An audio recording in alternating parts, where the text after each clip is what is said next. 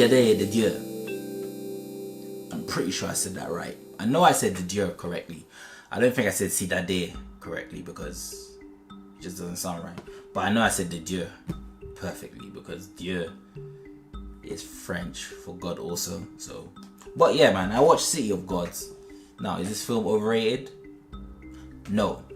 Quite frankly, it was breathtaking at times to watch, and it deserves all the recognition, awards that it's received. It has an IMDb rating of 8.6. Justified. Would I say it could get a bit higher? 8.6 is very high anyways. So yeah, this movie was amazing. The points which I wrote down, which will go through swiftly, quickly, because I wrote down a lot.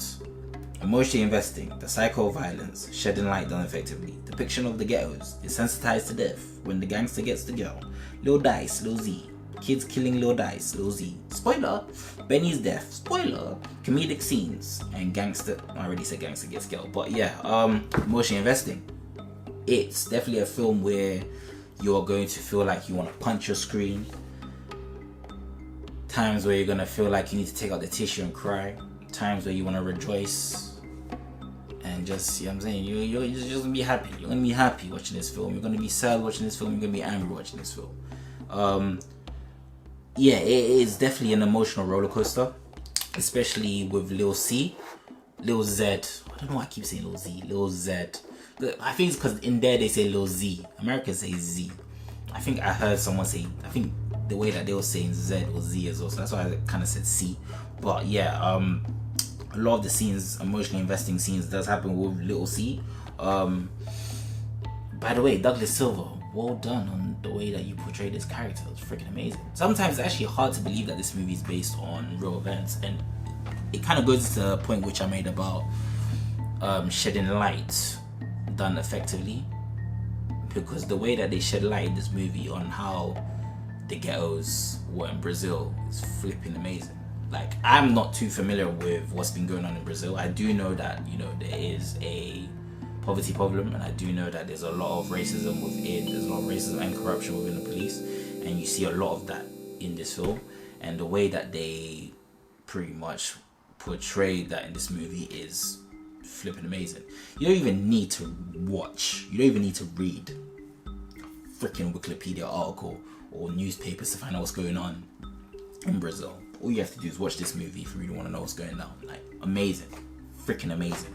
And the way that they portray the cycle of violence as well in this movie, especially with Lil Z, and the way that he got into the game is the same way he got taken out. It's flipping mad.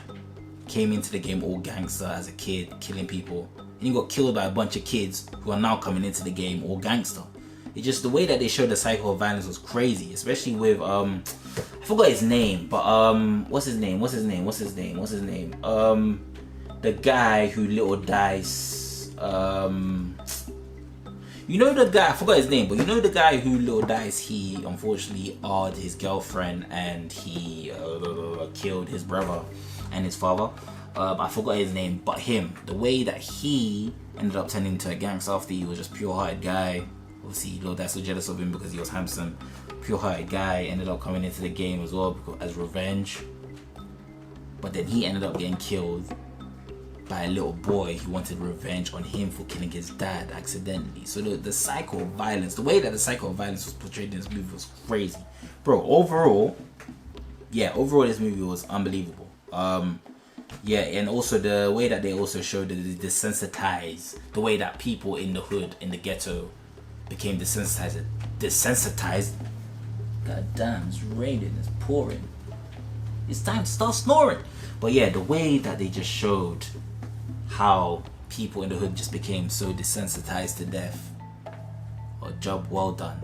I don't really have any critiques about this film. Actually, I do. Gangster gets the girl. Bro, my guy Rocket, well done on your performance, by the way, it was amazing. But bro, when Benny died, yeah, I didn't mind, I don't care, bro. I'll say that with chest, I did not care when Benny died, because the way he took Rocket's girl, Rocket is a pure-hearted guy throughout the whole flipping movie, and it does show how hard it is to stay pure-hearted while living in that type of environment, but thank God he stayed pure. There were times where he wanted to revert into the, not revert, but he wanted to go into the whole thug life, but he just couldn't do it. And and I think that was a highlight moment. Those were highlight moments for me as well, because it's so relatable when you grow up in an era where it's very bad, and you are pure heart. Well, I wouldn't say pure hearted, but you're just a good guy, and it's like what's the Kendrick Lamar's album? Good Kid, Mad City. That's what it literally felt like watching Rocket. It was a good kid in Mad City, and yeah, thankfully he survived, and he made his own way. He made a life for himself, and yeah, this movie was amazing. Well done. The emotions that they portrayed, I think they achieved what they wanted to achieve. They definitely, they did it.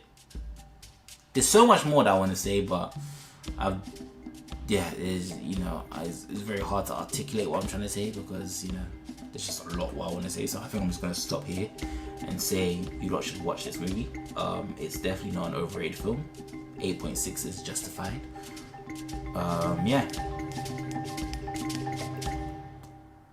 Bye.